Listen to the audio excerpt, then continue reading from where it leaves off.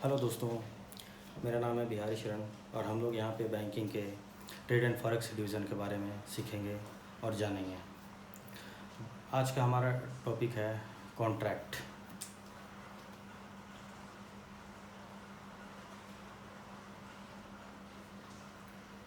ये कॉन्ट्रैक्ट दो पार्टीज़ के बीच में होता है, वो बायर या सेलर हो सकता है, जिसको हम लोग इम्पोर्टर और एक्सपोर्टर भी बोल सकते हैं दूसरे शब्दों में। अभी ये कॉन्ट्रैक्ट होने के पहले क्या होती है? कॉन्ट्रैक्ट होने के पहले दोनों पार्टी के बीच में, जब भी जो मैंने बायर और सेलर का जो नाम दिया है, बायर और सेलर, ये दोनों के बीच में ट्रेड एग्रीमेंट होता है।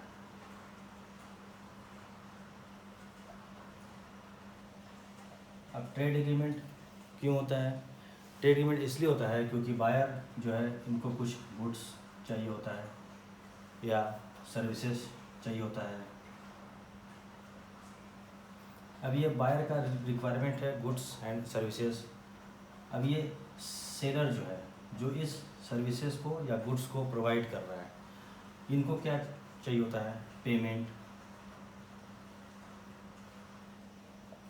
जो भी ये गुड्स एंड सर्विसेज सप्लाई कर रहे हैं, उसके बदले में इन्हें चाहिए होता है पेमेंट। तो ये जब ये दोनों के बीच में एक्सचेंज होता है गुड्स एंड सर्विसेज और पेमेंट का, इसे हम लोग बोलते हैं ट्रेड। तो यहाँ से हमारा ट्रेड स्टार्ट होता है, ठीक है। गुड्स एंड सर्विसेज का एक्सचेंज मनी के साथ, किन दोनों के बीच में? बायर और सेलर के बीच में, जिसे हम लोग दूसरे शब्दों में इंपोर्टर और एक्सपोर्टर बोलते हैं, ठीक है। अभी यहाँ पे हम लोग ट्रेड स्टार्ट हो गया। अब ट्रेड के बाद ये दोनों पार्टी ने जब भी ट्रेड एग्रीमेंट दोनों पार्टी कॉन्ट्रैक्ट में आए और इन दोनों ने ट्रेड करने का दोनों के बीच में नेगोशिएशन हुआ, ठीक है। अभी जब ये दोनों पार्टी के बीच में नेगोशिएशन हो रही है, तो ये लोग क्या करेंगे? एक दूसरे के बीच में कॉन्ट्रैक्ट बनाएंगे, ठीक है। तो यहाँ से कॉन्ट्रैक्ट हमारा पिक्चर में आता है ट्रेड से स्टार्ट होने के बाद। तो कॉन्ट्रैक्ट में हमारे यहाँ पे बहुत सारे चीज़ें या फिर बहुत सारे ऑब्लिगेशन इन्वॉल्व होती है। तो कॉन्ट्रैक्ट में क्या क्या मेन कंटेंट होती है जिस पे हमें या फिर बायर या सेलर को ध्यान देना चाहिए, वो जो बातें हैं हम लोग यहाँ पे नोट करते हैं।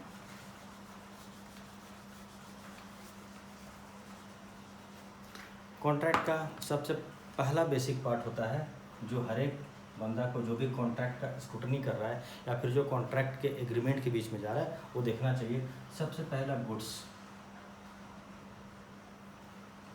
कि जो गुड्स आप ले रहे हो या फिर गुड्स जो बायर ले रहा है, वो उनके डिमांड या उनके रिक्वायरमेंट के हिसाब से मीट कर रही है, ठीक है। ये होता है। दूसरा होता है प्राइसिंग। जिस प्राइसिंग में बायर को गुड्स चाहिए, उनके अकॉर्डिंग या फिर उनके नेगोशिएशन के हिसाब से, और फिर उनका जो टू द एक्सटेंट उनका कैपेबिलिटी है गुड्स रिक्वायरमेंट का, वो चीज़ें उनके हिसाब से वो मीट कर रही है, तो ये चीज़ें देखेंगे। दूसरे वे में सेलर के अकॉर्डिंग हम लोग देखेंगे, तो जिस प्राइस पर वो गुड्स बना रहे हैं, ठीक है, उनका प्रॉफिट्स मिलाकर या फिर प्रॉफिट्स ऐड करके उनको जो प्राइसिंग बैठ रहा है, वो उनके अकॉर्डिंग होना चाहिए। ये दोनों के बीच में नेगोशिएशन होना चाहिए, ये कंटेंट होना चाहिए। अभी थर्ड होता है डिलीवरी टर्म्स, ठीक है। अब ये डिलीवरी टर्म्स मतलब कि जो बायर गुड्स परचेज कर रहा है, उसका डिलीवरी टर्म्स क्या है, सेलर जो गुड्स सेल कर रहा है उसका डिलीवरी टर्म्स क्या है, कहाँ पे डिलीवरी होगा, कैसे डिलीवरी होगा, डिलीवरी का मोड क्या होगा, ठीक है। ये चीज़ होती है। ये चीज़ों का एक सेपरेट सेक्शन होता है, जिसको हम लोग इंकोटर्म बोलते हैं। ये हम लोग लेटर सेशन में डिस्कशन में या डिटेल में हम लोग देखेंगे, डिस्कस करेंगे, ठीक है। बट बेसिक जो है वो यहाँ पे हमें क्लियर कर लेना है कि डिलीवरी का टर्म सिंपल सा है कि गुड्स और सर्विसेज जो भी उसका एक्सचेंज हो रहा है, वो गुड्स एंड सर्विसेज का कहाँ से स्टार्ट होगा, कहाँ पे डिलीवरी होगी, कौन सा प्लेस पे उनको चाहिए, उसमें उनका ऑब्लिगेशन, बायर का ऑब्लिगेशन क्या रहेगा, सेलर का ऑब्लिगेशन क्या रहेगा, कस्टम फॉर्मेलिटीज़ क्या रहेगी, ये सारी चीज़ें इसमें कवर करती है। वो चीज़ हम लोग इंकोटर्म में सेपरेट देखेंगे। चौथा चीज़ होती है पेमेंट टर्म्स।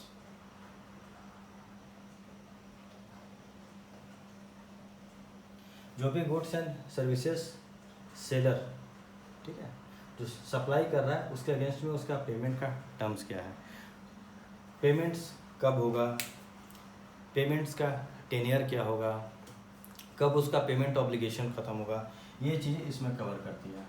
अब ये पेमेंट्स के भी डिफरेंट टाइप्स होते हैं, वो आज हम लोग डिस्कशन करेंगे, ठीक है, लेटर सेशन में। फोर्थ वन जो आपका डिस्प्यूट्स है, ठीक है, डिस्प्यूट का सेटलमेंट, ये कौन सी ज्योग्राफी में होगी या कौन से कोर्ट में या कौन से लॉ के अकॉर्डिंग इनका डिस्प्यूट होगा, अगर सपोज डिस्प्यूट आती है तो, ठीक है। तो जनरली आप देखेंगे कि कॉन्ट्रैक्ट जो बनती है या तो सेलर कॉन्ट्रैक्ट होती है, ठीक है, या तो बायर कॉन्ट्रैक्ट होती है। अब ये बायर कॉन्ट्रैक्ट को आप परचेज कॉन्ट्रैक्ट भी बोल सकते हैं। परचेज कॉन्ट्रैक्ट जनरली कौन बनाएगा, जो परचेजर है यानी कि जो बायर है। सेलर कॉन्ट्रैक्ट कौन बनाएगा, जो सेलर है। तो जनरली यहाँ पे क्या होता है कि जो भी डिस्प्यूट होते हैं, अगर सेलर कोई कॉन्ट्रैक्ट बनाती है तो उनका सिंपल सा बेसिक होता है कि जो भी डिस्प्यूट होती है, जो भी डिस्प्यूट होगा फ्यूचर में, पॉसिबिलिटी होती है, हो सकती है, तो वो डिस्प्यूट जनरली सेलर कॉन्ट्रैक्ट बनाता है तो वो चाहते हैं कि उनकी कंट्री के लॉ के अकॉर्डिंग सेटल हो। सेम वे परचेज अगर बनाता है तो वो चाहते हैं कि उनके जिस कंट्री में वो गुड्स ले रहे हैं उस कंट्री के अकॉर्डिंग उनका सेटलमेंट हो। तो ये चीज़ें डिपेंड करती है, ये बेसिक्स चीज़ें होती है जो हमें या फिर जो भी कॉन्ट्रैक्ट स्क्रूटनी कर रही है उनको ये देखना चाहिए, ठीक है। इसके अलावा ऐसा नहीं है कि ये सिर्फ ये जो 5 टर्म्स हमने यहाँ पे लिखी है ये 5 ही टर्म्स कॉन्ट्रैक्ट का पार्ट होता है, ऐसा नहीं है, इसके अलावा भी बहुत सारे पार्ट होते हैं, ठीक है। बट मेन जो हमें देखना है वो ये चीज़ें इन्वॉल्व है या नहीं है, ये चीज़ें हैं या उससे नहीं है। हाँ, एक चीज़ और यहाँ पे मैं मिस कर गया, पार्टी डिटेल्स, यानी कि जो भी कॉन्ट्रैक्ट में जा रहे हैं पार्टी, बायर और सेलर दोनों पार्टी का डिटेल उसमें कॉन्ट्रैक्ट के पार्ट में फॉर्म होना चाहिए, ठीक है। अभी हम लोग अगर अगला देखेंगे, आज के दिन में हम लोग पेमेंट टर्म्स देखेंगे। ये तो pricing, goods, party details, dispute, ये बेसिक चीज़ें हैं। बेसिक चीज़ें इन द सेंस इसमें ज़्यादा देखने की हमें ज़रूरत नहीं है, ठीक है, या फिर ज़्यादा ब्रीफ में, क्योंकि ये चीज़ें ऐसी है कि आपका गुड्स बेसिक है, गुड्स क्या कवर करती है, प्राइसिंग क्या कवर करती है, डिस्प्यूट आपका रेगुलेटरी रिक्वायरमेंट है, यानी कि वो रेगुलेटरी बॉडी के हिसाब से आपका सेटलमेंट होगा, तो इसमें लॉ आ जाती है, ठीक है। Party details, party detail basic है कि जो भी पार्टी कॉन्ट्रैक्ट में स्कूट कर रहा है वो चीज़ें होनी चाहिए। तो यहाँ पे जो मेन फोकस में आती है डिलीवरी टर्म्स। डिलीवरी टर्म्स क्या होना चाहिए, डिलीवरी के जो बहुत सारे टर्म्स है वो चीज़ें कैसे होती है, और पेमेंट टर्म्स क्या होती है। आज के दिन में हम लोग पेमेंट टर्म्स फर्दर देखेंगे उसमें क्या क्या पेमेंट टर्म्स होती है, ठीक है।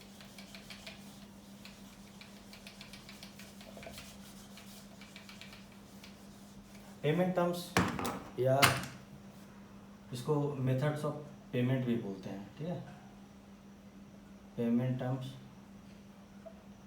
Methods of payment.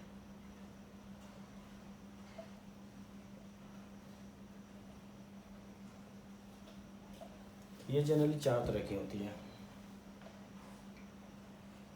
पहला होता है एडवांस पेमेंट,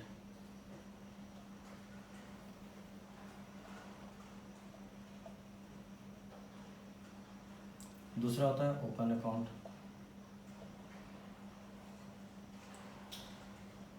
तीसरा होती है डॉक्यूमेंट्री कलेक्शन,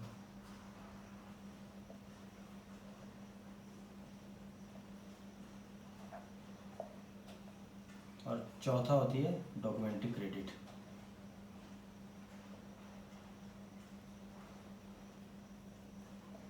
जिसे हम लोग बैंकिंग टर्म्स में जनरल टर्म्स में, बैंकिंग का जनरल टर्म्स में LC भी बोलते हैं, ठीक है।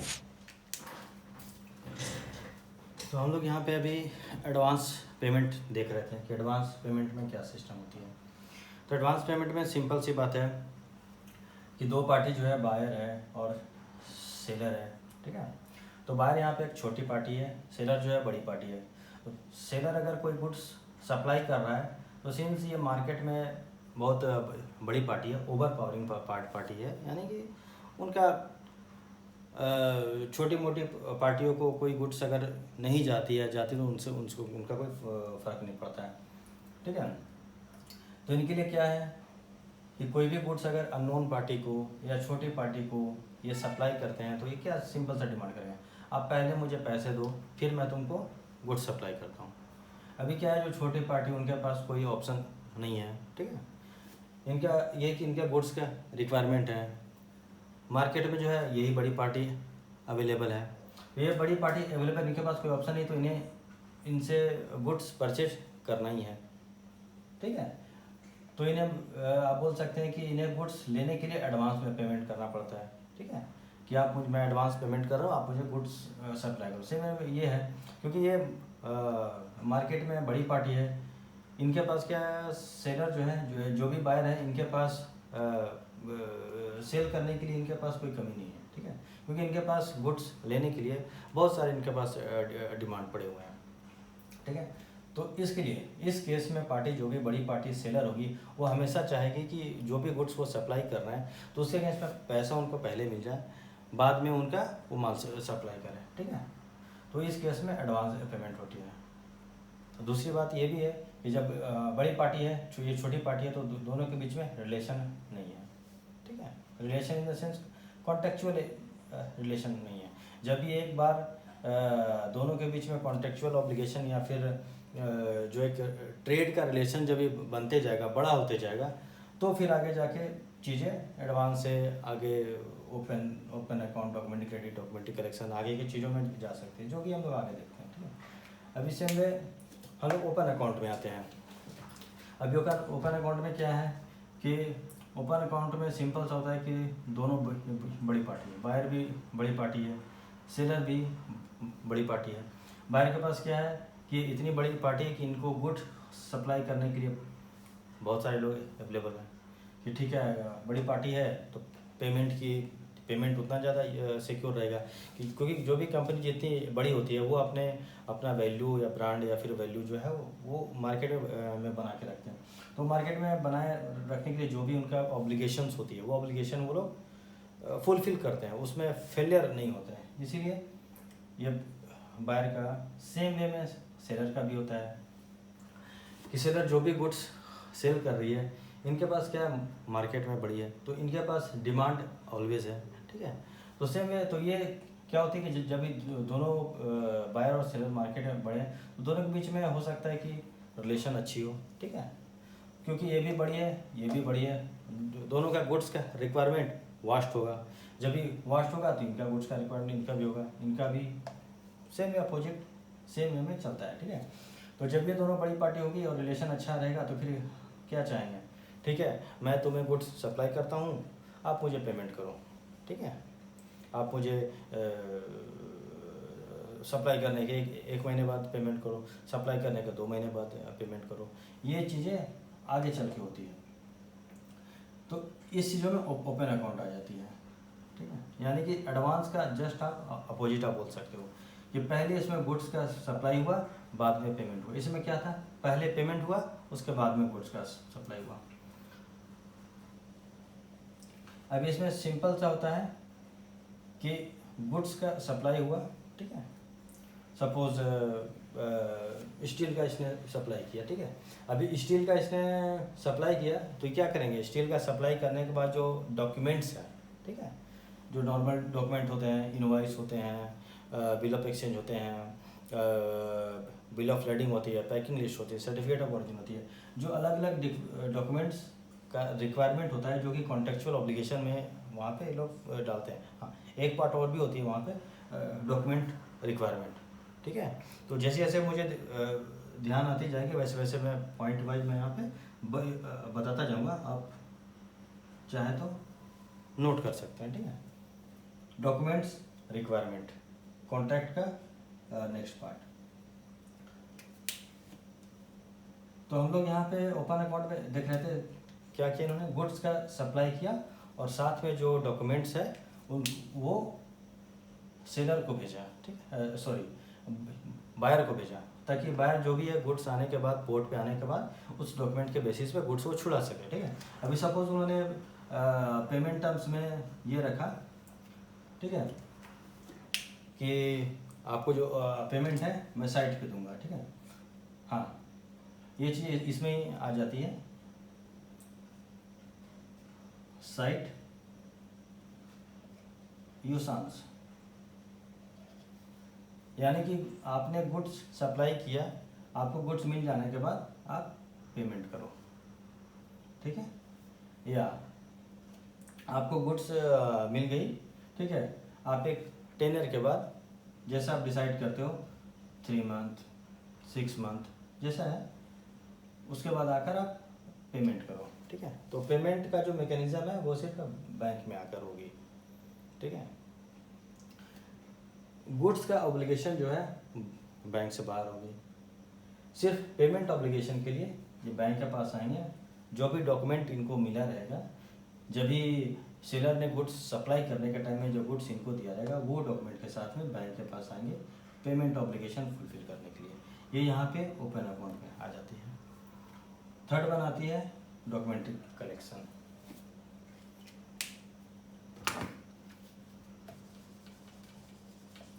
अभी हम लोग डॉक्यूमेंट्री कलेक्शन में देखेंगे जो हमने ओपन अकाउंट में काम किया, ठीक है, जो भी हमने ओपन अकाउंट में हमने देखा कि गुड्स और पेमेंट का जो मैकेनिज़्म चल रहा है, शॉर्टकट में हम लोग इसको डीसी बोलते हैं, ठीक है, जस्ट अपना अंडरस्टैंडिंग क्लैरिटी रहने के लिए।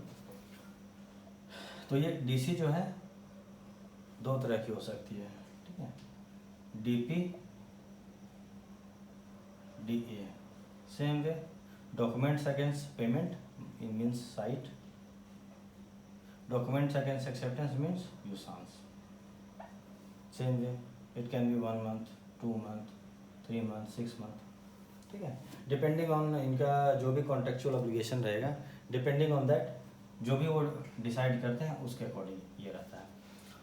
तो डॉक्यूमेंट्री कलेक्शन में क्या होता है, डॉक्यूमेंट्री कलेक्शन में सिंपल सी चीज़ होती है कि जो भी बायर गुड्स परचेज कर रहा है और सेलर जो गुड्स सप्लाई कर रहा है, ये सप्लाई और का जो पोर्शन होगा, ठीक है, गुड्स सप्लाई का पोर्शन वो बैंकिंग चैनल से बाहर होगा, जो हमेशा रहता है, ठीक है। इसमें डॉक्यूमेंट्स का जो रूटिंग है, यानी कि एक गुड्स सप्लाई करने के बाद जो डॉक्यूमेंट्स सेलर बनाएगा, चाहे वो बिल ऑफ एक्सचेंज हो, चाहे वो इनवॉइस हो, चाहे वो बिल ऑफ लेडिंग हो, पैकिंग लिस्ट हो, सर्टिफिकेट ऑफ ओरिजिन हो, सर्टिफिकेट ऑफ एनालिसिस हो, ये सारी चीज़ें डॉक्यूमेंट इन लोग कॉन्ट्रैक्ट में जो फॉर्म करेंगे कि मुझे क्या क्या डॉक्यूमेंट्स आपको देने पड़ेंगे, वो डॉक्यूमेंट्स सेलर अपना बैंक के थ्रू रूट करता है। यानी कि गुड्स एक बार सप्लाई करने के बाद सेलर जो है अपने बैंक में डॉक्स के साथ में लॉन्च करेंगे वो, यानी कि अपना बैंक में डॉक्यूमेंट प्रेजेंट करेंगे, उसको हम लोग बेनी बैंक बोलते हैं। अब ये बेनी बैंक क्या करेंगे, डॉक्यूमेंट जो है सेलर्स बैंक, ठीक है, उसको एप्लीकेंट बैंक बोलते हैं।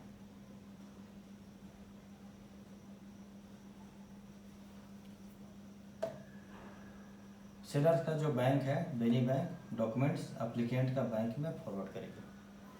अभी जब भी ये फॉरवर्ड करेगी तो इनका स्पेसिफिक इंस्ट्रक्शन होगा कि आप डॉक्यूमेंट्स जो आपको रिलीज़ करना है या तो साइट बेसिस पे करना है या तो यूसांस बेसिस पे करना है, यानी कि या तो आपको डीपी पे करना है या तो डीए पे करना है। अभी अगर दोनों पार्टीज़ के बीच में ऑब्लिगेशन है कि नहीं, आप डॉक्यूमेंट जो आप रिलीज़ करोगे वो आप डॉक्यूमेंट पेमेंट करने के बाद में आप रिलीज़ करो, तो इसमें क्या फंक्शन होगी। जब ये पेमेंट करने के बाद में रिलीज़ करेंगे तो सिंपल सा बात है, जब भी गुड्स इन्होंने सप्लाई किया और डॉक्यूमेंट बैंक के थ्रू भेजा है तो अपना बायर अपना बैंक के थ्रू यानी कि एप्लीकेंट बैंक के थ्रू बिना डॉक्यूमेंट का रिलीज़ किए हुए गुड्स वो नहीं छुड़ा सकता है।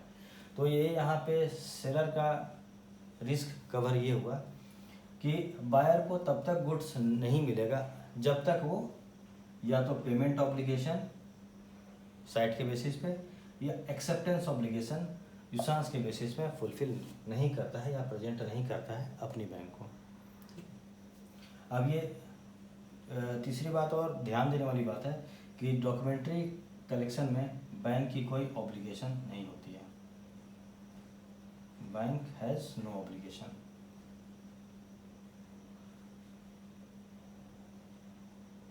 अब यहाँ पे सिंपल सा सवाल उठता है कि bank has no obligation, bank का ऑब्लिगेशन क्यों नहीं है? तो बैंक का ऑब्लिगेशन इसलिए नहीं है क्योंकि यहाँ पे बैंक ने या एप्लीकेंट बैंक ने या बेनिफिशियरी बैंक ने कोई अपनी गारंटी या फिर कोई अपनी सर्टिफिकेट इशू नहीं की है कि मैं आपको पेमेंट दूंगा। ठीक है, ये पेमेंट ऑब्लिगेशन जो है ये हमारा डॉक्यूमेंट्री क्रेडिट में कवर करती है। डॉक्यूमेंट्री कलेक्शन में ये ऑब्लिगेशन नहीं है। तो यहाँ पे हमारी सबसे जो ध्यान देने वाली बात है वो ये ध्यान देना है कि जो भी बिल ऑफ एक्सचेंज इसमें बनेगा, BOE बनेगा या बिल ऑफ एक्सचेंज जो बनेगा वो बैंक के नाम पे कभी भी ड्रॉ नहीं हो सकता है। ये बैंक के नाम पे कभी भी बिल ऑफ एक्सचेंज ड्रॉ नहीं होगा। क्यों नहीं होगा? इसका रीज़न यहाँ पे सिंपल सा मैंने बताया कि बैंक हैज़ नो ऑब्लिगेशन। अगर बैंक का कोई ऑब्लिगेशन नहीं है तो कोई भी पार्टी बैंक के नाम पे बिल ऑफ एक्सचेंज ड्रॉ नहीं कर सकता है। अगर वो bank bill of exchange bank नहीं, कोई भी पार्टी अगर बैंक के नाम पे बिल ऑफ एक्सचेंज ड्रॉ कर रही है तो बैंक ये बिल ऑफ एक्सचेंज को रिफ्यूज़ कर देगा। ठीक है, रिफ्यूज़ या फिर क्या करेगा, बिल ऑफ एक्सचेंज को इग्नोर करेंगे। ठीक है, और इग्नोर किस वे में करेंगे? बेनी बैंक को ये कम्युनिकेशन भेजेगा। ठीक है, ये जो बिल ऑफ एक्सचेंज आपने बनाई है ये एप्लीकेंट बैंक के नाम पे बनाई है जबकि बैंक का कोई ऑब्लिगेशन नहीं है। तो या तो आप मुझे कम्युनिकेशन दो कि आप बिल ऑफ एक्सचेंज को इग्नोर करो या फिर बिल ऑफ एक्सचेंज को रिटर्न करो, और हमारा जो ऑब्लिगेशन है उस हमारा जो इंस्ट्रक्शन है सेलर के अकॉर्डिंग सिंपल सा ये है, या तो आप साइट पे रिलीज़ करो डॉक्यूमेंट या तो यूसांस पे आप रिलीज़ करो डॉक्यूमेंट। ठीक है, यूसांस पे रिलीज़ कब होता है? साइट पे तो सिंपल सा, इसमें कोई अदर बोलने वाली चीज़ नहीं है कि आप पेमेंट करो, डॉक्यूमेंट लेकर जाओ और अपना गुड्स सब छुड़ाओ पोर्ट से, और आगे की जो आपकी फॉर्मेलिटीज़ है प्रिपेयर करने की, गुड्स प्रिपेयर करने की, वो चीज़ आप करो। ठीक है, बट DA में क्या होती है, जब भी ओपन अकाउंट में हमने किया, यानी कि ओपन अकाउंट नहीं, डॉक्यूमेंट्री कलेक्शन में जब भी हमने किया तो यहाँ पे सिंपल सा हमने लिखा है कि बैंक का कोई ऑब्लिगेशन नहीं है। तो यहाँ पे एक सिंपल सा एक सवाल यहाँ पे उठ जाती है कि जब भी अगर डॉक्यूमेंट हम लोग DA बेसिस पे दे रहे हैं, यूसांस के बेसिस पे दे रहे हैं, और बैंक यहाँ पे एक्सेप्टेंस इशू कर रही है, तो ड्यू डेट पे, यानी कि सपोज 90 डेज़ का इन्होंने इंस्ट्रक्शन दिया कि आप डॉक्यूमेंट को रिलीज़ करो एक्सेप्टेंस के बेसिस पे 90 डेज़ पे पेमेंट करने के लिए। तो यहाँ पे एप्लीकेंट का बैंक पे आ जाती है कि मतलब कि कोई भी बेसिक सा बंदा ये सोचेगा कि अगर यूसांस के बेसिस पे इन्होंने रिलीज़ किया एक्सेप्टेंस के बेसिस पे, तो ड्यू डेट आने के ऊपर एप्लीकेंट का बैंक क्यों नहीं पे करेगी। ठीक है, ये चीज़ें क्वेश्चन आती है। बट यहाँ पे सिंपल सा बात यहाँ पे ये देखा जाएगा कि जब भी एप्लीकेंट का बैंक जो है बायर के एक्सेप्टेंस के बेसिस पे कम्युनिकेट करती है बेनिफिशियरी बैंक को एक्सेप्टेंस का, तो जब भी वो एक्सेप्टेंस इंटीमेशन देती है तो वो देती है कि एप्लीकेंट ने एक्सेप्ट किया है।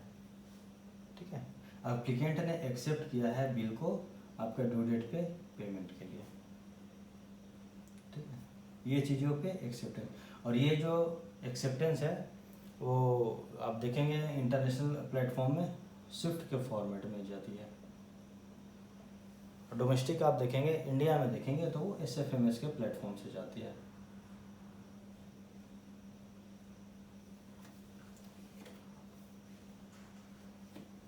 अब ये अगर आपको स्विफ्ट या SFMS के बारे में डिटेल में जाननी है तो आप कमेंट सेक्शन में आप अपने सवाल पूछ सकते हैं, ठीक है। हाँ, तो हम लोग यहाँ पे ये देख रहे थे कि डॉक्यूमेंट अप्लीकेंट बैंक ऑब्लिगेशन क्यों नहीं आती। तो अप्लीकेंट बैंक ऑब्लिगेशन सिंपल सा मैंने यहाँ पे ये बता दिया, ठीक है। और दूसरा जो स्विफ्ट प्लेटफॉर्म से जो मैसेज कम्युनिकेशन जाएगी वो हमेशा या तो 999 में जाएगी या 499 या 199, ठीक है। इस सीरीज में ही जाती है, क्योंकि ये जो मैसेज है वो अनऑथेंटिकेटेड मैसेज होती है। अनऑथेंटिकेटेड मीन्स एप्लीकेंट बैंक कोई ऑब्लिगेशन नहीं दे रही है इसके ऊपर कि मैंने आपको ये मैसेज एप्लीकेंट के बिहाफ पे सिर्फ मैंने आपको कम्युनिकेट किया है, ठीक है, कि एप्लीकेंट ने क्या कन्वे किया है आपका बेनिफिशियरी के लिए। तो ये चीज़ें यहाँ पे कवर होती है।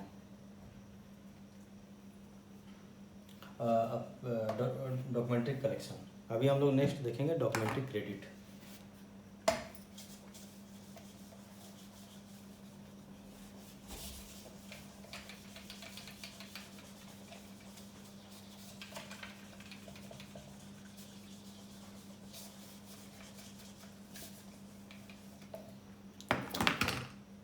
अभी हम लोग डॉक्यूमेंट्री क्रेडिट देखेंगे।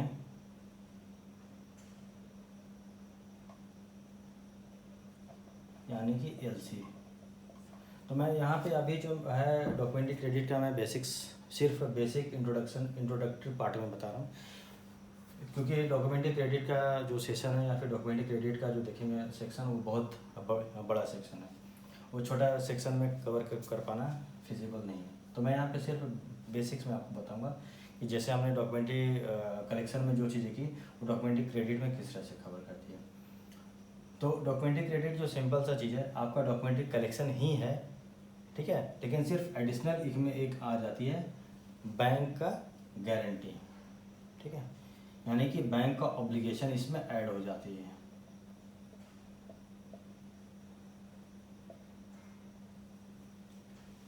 जैसे हमने वहाँ पे डॉक्यूमेंट्री कलेक्शन में देखा दो टर्म्स, राइट एंड यूसांस, ठीक है। अभी साइट पे क्या हुआ, इसने आपका एप्लीकेंट ने पेमेंट किया, ठीक है। यूसांस पे क्या हुआ, एप्लीकेंट ने एक्सेप्टेंस दिया और एक्सेप्टेंस इसने कन्वे किया, लेकिन ड्यू डेट पे बैंक पे करेगी या नहीं करेगी उसका कोई ऑब्लिगेशन नहीं दिया। इसमें जस्ट रिवर्स हो जाता है, ठीक है। इसमें बैंक अपनी ऑब्लिगेशन ऐड करती है कि मैंने यूसांस पे एक्सेप्टेंस बैंक ने दिया है, ठीक है। इसमें ये नहीं जाता है कि एप्लीकेंट ने एक्सेप्टेंस दिया है, ठीक है।